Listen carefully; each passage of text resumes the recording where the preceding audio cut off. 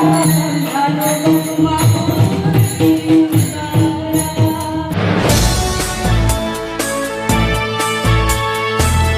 विदर्भ, अंदाज तोच वृत्त नव्हे।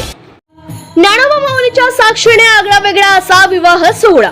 लग्नात वारकऱ्यांनी धरला ताल, तर वधूने ज्ञानोबा माऊलीचा केलाय गजर। आगळ्या वेगळ्या विवाह सोहळ्यात वराडेही बनले वारकरी। मित्रांनो, आपण अनेक विवाह सोहळे पाहिले, ज्यात वेगळेपणा करत असला तर डीजेची धमाल, नाहीतर नाच गाण्यात तल्लीन झालेल्या वरत्यांची आतिषबाजी। याशिवाय फारच झाले तर वर आणि वधू यांचे लग्न मंडपात आगळी वेगळी अशी फिल्मी स्टाईल एंट्री हेच पाहायला मिळाले। पण नागपूर येथील एका लग्नाची वरात समाज माध्यमात चांगलीच चर्चेत आली आहे। त्याचे कारणही तसेच आहे। लग्न झाले लयच भारी आणि ना डीजेची धमाल, ना बँड, ना आतिषबाजी। मग या लग्नात असे केले तरी काय की ज्यामुळे लग्नाची चर्चा रंगली। मंडळी, या लग्नात चक्क विठू माऊलीचा गजर पाहायला मिळाला। वधू आणि वराच्या हातात विठ्ठल आणि रुक्मिणी यांची मूर्ती, सोबत नवऱ्या मुलीने म्हटलेले अभंग आणि त्या विठू माऊलीच्या गजरात ताल धरणारे वारकरी येथे पाहायला मिळाले। अतिशय भक्तिमय वातावरण तयार करून हा विवाह सोहळा पार पडला।